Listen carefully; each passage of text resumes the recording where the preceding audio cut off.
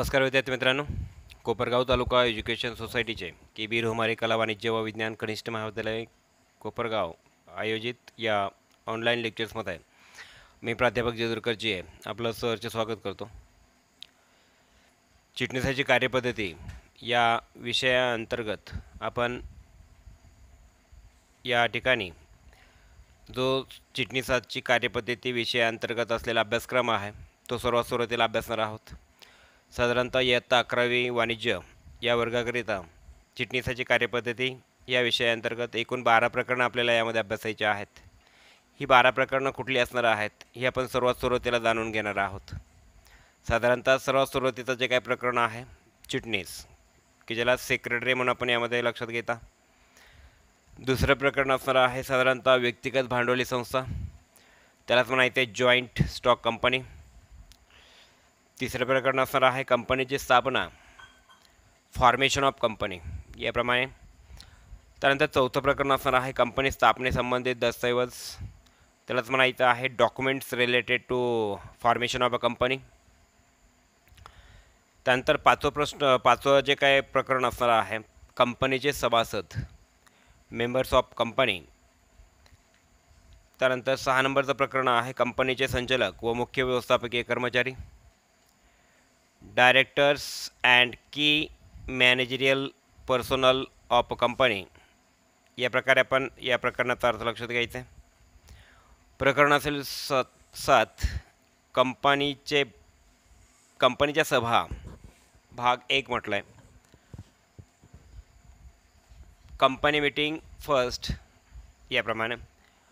प्रकरण असेल 8 कंपनीच्या सभा, भाग 2 कंपनी मीटिंग्स सेकंड याप्रमाणे आपण लक्षात घ्यायचे. नंतर असेल प्रकरण क्रमांक 9 चिटणीसाचे व्यावसायिक संप्रेषण कौशल्य. चिटणीसाचे व्यावसायिक संप्रेषण कौशल्य त्याला म्हणायचे आहे business communication skills, business communication skills of secretary. त्यानंतर प्रकरण असेल 10 संचालकांशी पत्रव्यवहार, करस्पॉन्डन्स विथ डायरेक्टर्स. नंतर असेल प्रकरण क्रमांक 11 बँकांशी पत्रव्यवहार, करस्पॉन्डन्स विथ बँक्स.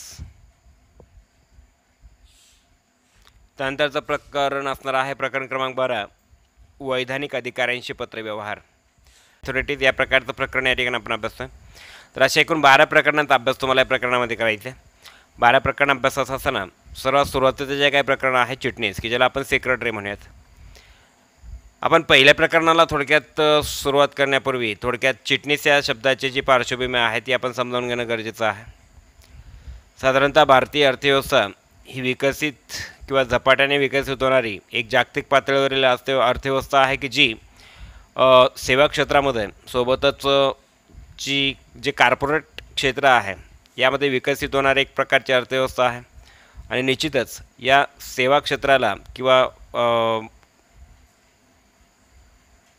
कॉर्पोरेट क्षेत्रामध्ये जो विकास घडून आलेला आहे यामध्ये निश्चिततः ज्या तज्ज्ञ व्यक्तींची यामध्ये जे मार्गदर्शन लाभलेलं आहे किंवा तज्ज्ञ व्यक्तींच्या सहाय्याने अर्थव्यवस्था बळकट होत आहे.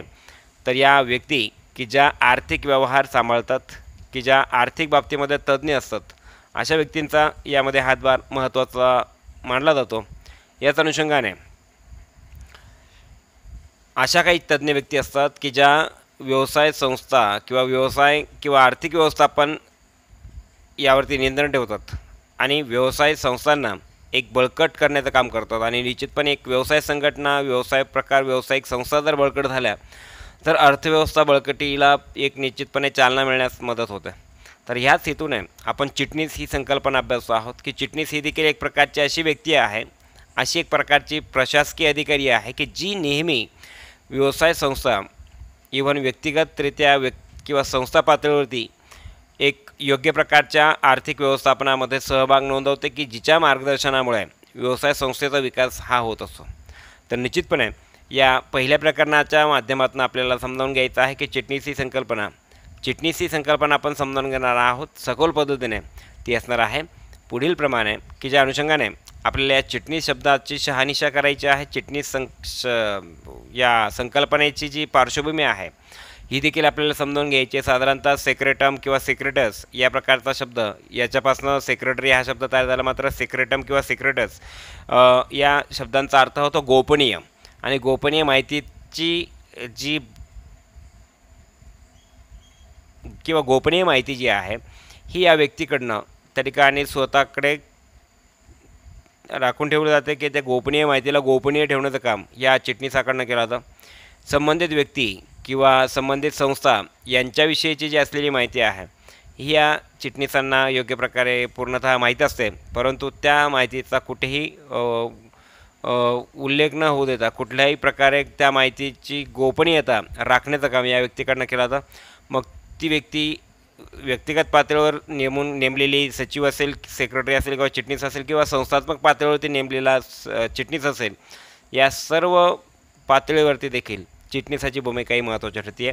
साधारणतः सेक्रेटम किंवा सेक्रेटस या शब्दांपासून, या लॅटिन भाषेतील शब्दांपासून साधारणतः सेक्रेटरियस किंवा सेक्रेटरी हा जो शब्द आहे किंवा चिटणीस हा शब्द त्या ठिकाणी उदयाला आलेला आहे. निश्चितच सेक्रेटम किंवा सेक्रेटस या माध्यमातून गोपनीय माहितीची जपवणूक करणारा अधिकारी व्यक्ती म्हणून या चिटणीसाला ओळखला जातं. सोबतच सेक्रेटरियस या लॅटिन शब्दापासून सेक्रेटरी किंवा चिटणीस या शब्दाची उत्पत्ती झालेली आहे असं आपल्याला म्हणता येईल.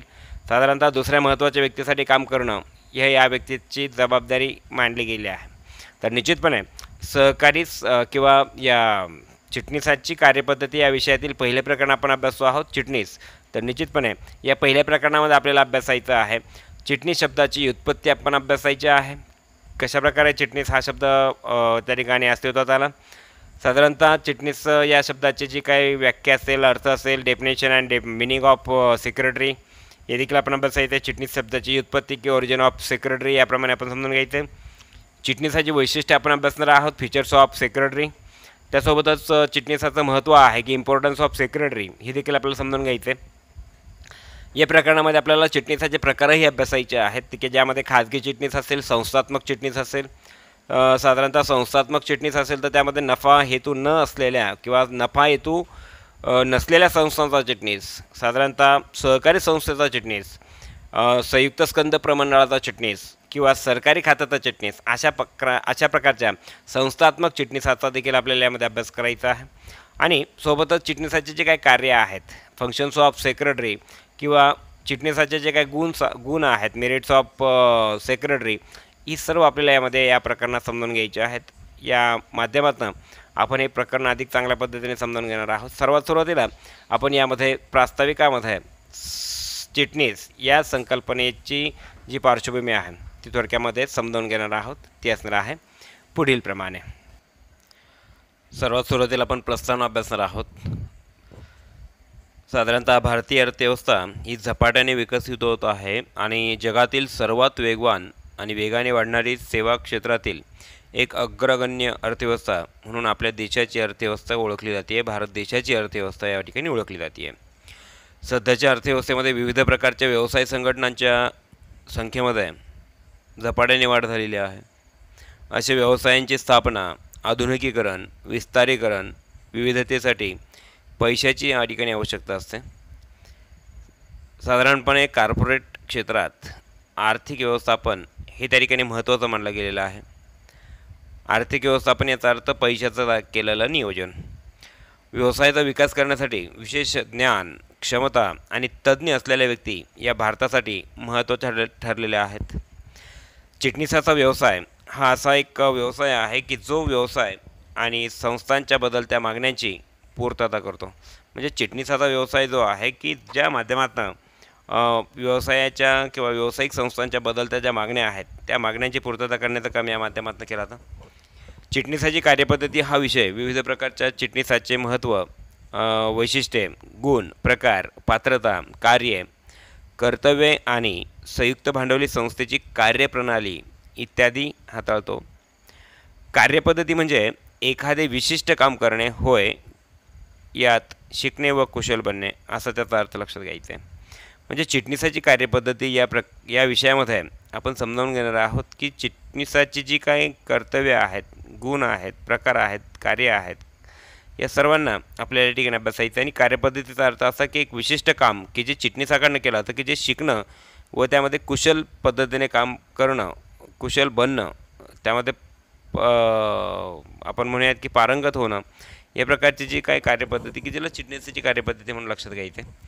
साधारणतः चिटणीस शब्दाची जर व्युत्पत्ती आपण जर बघितली की ओरिजिन ऑफ सेक्रेटरी, साधारणतः 19व्या शतकाच्या उत्तरार्धामध्ये दैनंदिन पत्रव्यवहार आणि वित्तविषयक कार्यामध्ये गुंतलेल्या व्यक्ती म्हणजे चिटणीस होय, की ज्याला सचिव म्हणून देखील ओळखलं जातं. लॅटिन भाषेतील सेक्रेटम किंवा सेक्रेटस यांचा अर्थ गोपनीय असा त्या ठिकाणी घेतला जातो. सेक्रेटरी या इंग्रजी शब्दाची उत्पत्ती लॅटिन भाषेतील सेक्रेटेरियस या शब्दापासून झाली, ज्याचा अर्थ अशी व्यक्ती की जी दुसऱ्या महत्त्वाच्या व्यक्तीसाठी काम करते. आता या ठिकाणी दुसरी महत्त्वाची व्यक्ती जर आपण म्हटलं तर ती एखादी पदाधिकारी असेल, मग ती एखादी वकील असेल, न्यायाधीश असेल, एखादी मंत्री असेल, किंवा उच्च पदावरती सरकारी खात्यामध्ये किंवा उच्च पदावरती काम करत असेल, की ज्या व्यक्तीला स्वतःच्या कामामध्ये ती व्यक्ती नेहमी कार्यमग्न असते, त्या व्यक्तीसाठी काम करणारी व्यक्ती की जिला सचिव किंवा सेक्रेटरी म्हणून देखील ओळखलं जातं. चिटणीस ही एक अत्यंत महत्त्वाची व्यक्ती म्हणून ओळखली जाते. आपण जर चिटणीस ही जर संकल्पना लक्षात घेतली तर चिटणीस एक प्रकारचं पद आहे आणि त्या पदावरती काम करणारी व्यक्ती की जिला सेक्रेटरी किंवा चिटणीस म्हणून ओळखलं जातं. चिटणीस ही अशी एक महत्त्वाची व्यक्ती आहे की जी अति कार्यमग्न असलेल्या महत्त्वाच्या व्यक्तीचे महत्त्वाचे दस्तऐवज गोपनीय ठेवण्याचे व सांभाळण्याचे काम करतो. म्हणजे चिटणीस एक अशी प्रकारची व्यक्ती आहे की ती अति महत्त्वाची व्यक्ती, अति कार्यमग्न असलेली व्यक्ती की जिच्यासाठी एक महत्त्वाची व्यक्ती म्हणून काम करते. दस्तऐवज जे आहे ते गोपनीय दस्तऐवज ठेवण्याचं व सांभाळण्याचं काम त्या व्यक्तीकडनं केलं जातं. अशा व्यक्तीला चिटणीस किंवा सचिव म्हणून ओळखलं जातं. साधारणतः आपण चिटणीस या संकल्पनेची पार्श्वभूमी जर बघितली तर रोमन साम्राज्यामध्ये स्क्राईब एक व्यावसायिक पत्रलेखक होते. प्राचीन भारतीय इतिहासामध्ये चिटणीसाचे काम करणाऱ्या व्यक्तीला अमात्य, सचिव किंवा चिटणीस म्हणून ओळखले जात असे. अलीकडील काळामध्ये राज्य आणि केंद्र सरकारच्या विविध खात्यातही चिटणीसाची नियुक्ती केली जाते. ते सचिवालयातील मंत्री महोदयांच्या नियंत्रणाखाली कामे करतात. म्हणजे सचिवालयातील जे काही मंत्री आहेत त्यांच्या नियंत्रणाखाली या चिटणीसाची नियुक्ती त्या ठिकाणी केली जाते. साधारणपणे आपण जर विचारात घेतलं तर लॅटिन भाषेतील जो काही सेक्रेटेरियस हा जो शब्द आहे त्यापासून सेक्रेटरी हा शब्द उदयास आला आणि सेक्रेटरी म्हणजे चिटणीस हे आपण लक्षात घ्यायचे. गोपनीय लेखक किंवा अधिकारी ज्याला त्याच्या मालकाने गोपनीयतेची सूचना दिली आहे अशा व्यक्तीला सेक्रेटेरियस म्हणून देखील ओळखलं जातं किंवा सेक्रेटरी किंवा चिटणीस या नावाने ओळखलं जातं. नंतर रोमन साम्राज्यातील स्क्राईब हे एक त्या ठिकाणी व्यावसायिक पत्रलेखक होते. आणि भारतीय इतिहास जर आपण बघितलं तर यामध्ये गोपनीय नोंदी ठेवणारी व्यक्ती की जिला अमात्य, सचिव किंवा चिटणीस म्हणून देखील ओळखलं जात होतं, हे आपण लक्षात घ्यायचं आहे. आता यामध्ये चिटणीस या शब्दाची जी काय व्याख्या आहे, अर्थ आहे, तो आपण जर समजून घ्यायचा जर ठरवलं तर यामध्ये आपल्याला ऑक्सफर्ड शब्दकोशाप्रमाणे अर्थ किंवा व्याख्या आपण लक्षात घेऊ शकता. साधारणतः दुसऱ्याच्या वतीने लिहिण्याचे काम करणारी व्यक्ती, विशेषतः जी दुसऱ्या व्यक्ती, संस्था, मंडळ यांचा पत्रव्यवहार सांभाळणे, नोंदी ठेवणे आणि इतर विविध कामे करण्यासाठी नियुक्त केले जाते, तिला चिटणीस असे म्हणतात.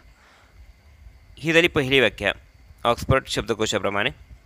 त्यानंतर दुसरी जर व्याख्या आपण बघितली की कंपनी कायदा 2013 कलम 2 उपकलम 24 नुसार जर व्याख्या बघितली तर त्यामध्ये कंपनी चिटणीस किंवा चिटणीस याचा अर्थ कंपनी सेक्रेटरीज ॲक्ट 1980च्या सेक्शन 2च्या उपकलम 1 मधील सी या प्रकारच्या उपकलमामध्ये परिभाषित केल्याप्रमाणे ज्याची नियुक्ती कंपनीने या कायद्यातील कंपनी चिटणीसाने करावयाची कामे करण्यासाठी केली आहे अशी व्यक्ती होय.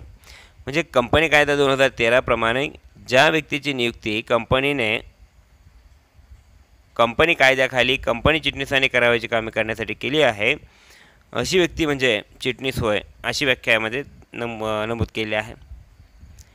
आणि तिसरी जर व्याख्या आपण जर बघितली कंपनी सेक्रेटरीज ॲक्ट 1980 नुसार कंपनी चिटणीसाची व्याख्या की ज्यामध्ये जी व्यक्ती इन्स्टिट्यूट ऑफ कंपनी सेक्रेटरीज सदस्य असते, जी कंपनी इन्स्टिट्यूट ऑफ कंपनी सेक्रेटरीजची सदस्य असते अशा व्यक्तीला चिटणीस म्हणून ओळखला जातं. हाही स्पष्टपणे अर्थ कंपनी सेक्रेटरीज ॲक्ट 1980 प्रमाणे तुम्हाला या प्रकारची व्याख्या लक्षात घ्यायची आहे, विचारात घ्यायची आहे.